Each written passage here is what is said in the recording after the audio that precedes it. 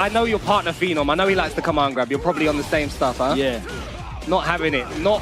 Yeah, you're gonna have to earn. Man, these throw loops are so lame. I'm gonna go back to the old days when...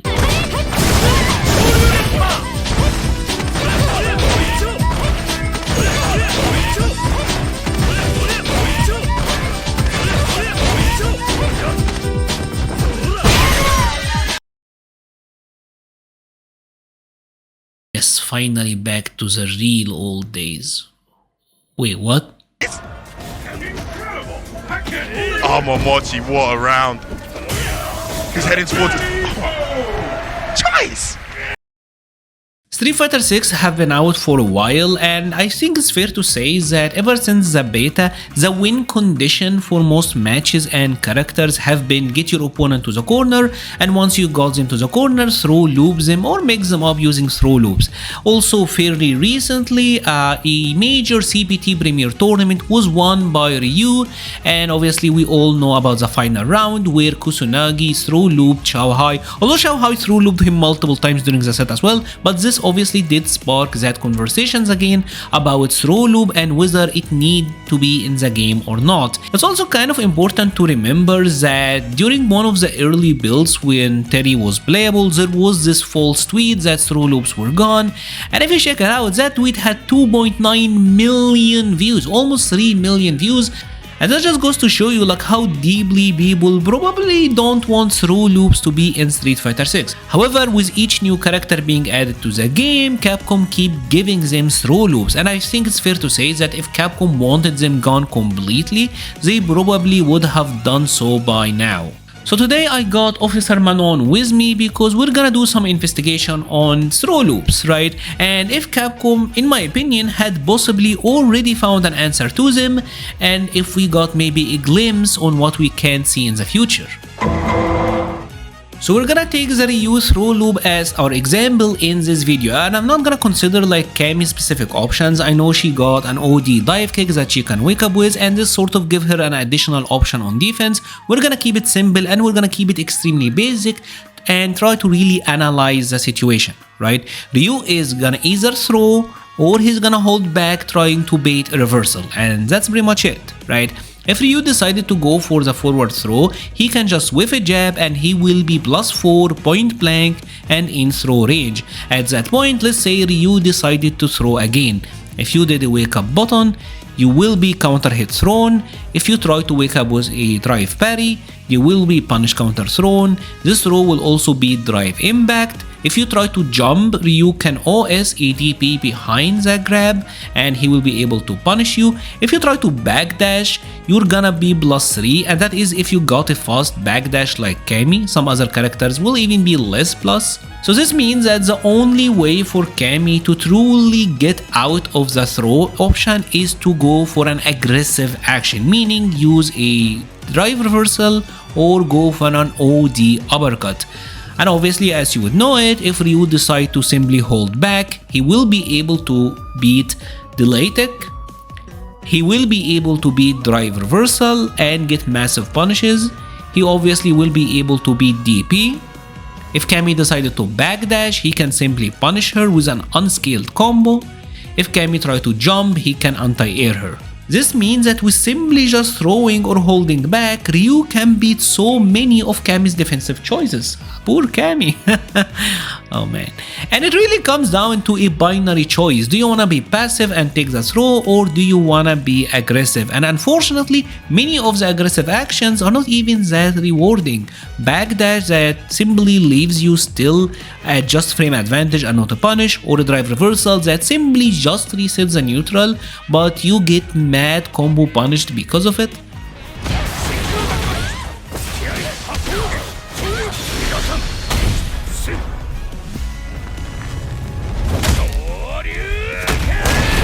This obviously does bring up the discussion of why do we need throw loops to begin with, and the answer to this question that most people will use is we need them because of parries, because throws are the only real counter to parries. And the weird thing about this is that this is something that Capcom have already fixed. So recently I've been trying really hard to make my videos better, and your guys' feedback have been absolutely incredible. You even convinced Cammy over there to actually grace us in these videos.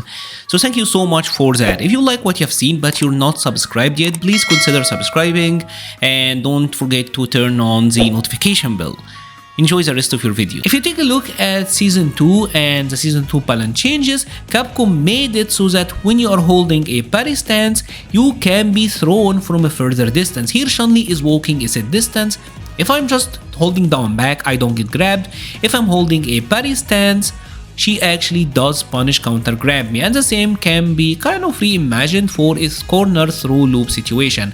So if the idea of throw loops is that we are just gonna have them because we wanna punish parries, that have already been established. With the previous Season 2 balance patch. So it's obvious with the recent DLC characters that Capcom is doubling down on throw loops. They don't want them gone, they want them in the game. Everyone got a throw loop. However, with Terry, I feel like Capcom might actually have fixed throw loops without actually removing them.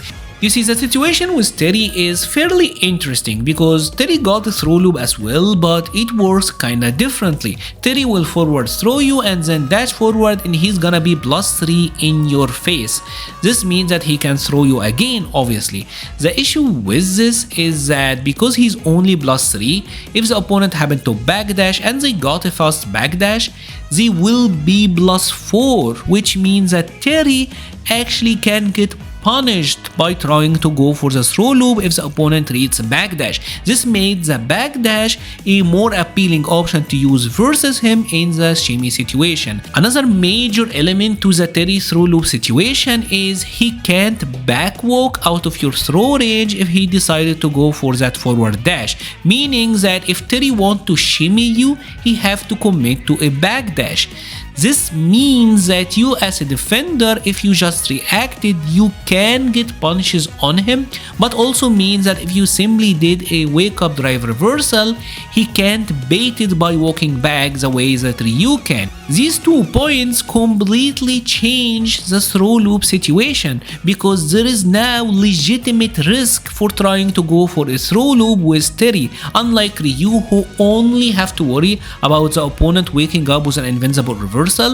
The opponent here can actually turn the table with Terry and get a punish on him, and that simply makes the Terry player less enticed to go for that throw loop situation. And I know what you will say, Mura, Juri already had a similar situation, and she does and doesn't, because Juri actually, unlike Terry, does have a blast on block, easily hit confirmable normal, that is her standing medium punch, and she does have her fireballs that she can use and then dash up behind it to be at an even more blast advantage and can set up a throw loop then. These 2 points combined make it so that Juri's throw situation is actually substantially better in my opinion than Terry. There is always a chance that with each new DLC character, especially as we are approaching the end of the season, that Capcom is implementing some of the what's gonna be a system-wide change into their gameplay.